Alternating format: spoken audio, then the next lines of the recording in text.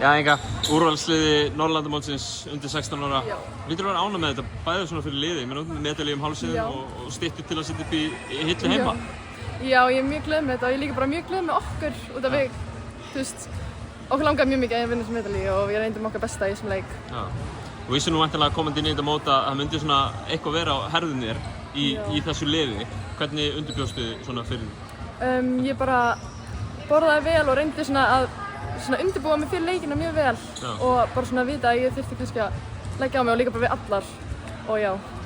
Svolítið, ég meina ekki í eina skiptið, ekki fyrsta og ekki síðasta skiptið sem að þeir kannski svona spila svolítið út stöðu eins og á þessu móti. Þú ert ekki kannski svona hefðbundinn stór leikmaður en hérna þá, að þú ert hæst í liðinu, þá er ekki látið spila það. Hvernig gekk þér að vinna með það? Bara vel, en þú veist það eru svo margar svona stórar og sterkar sem er kannski ekki mikið á Íslandi þannig að það er miklu erfiðara núna.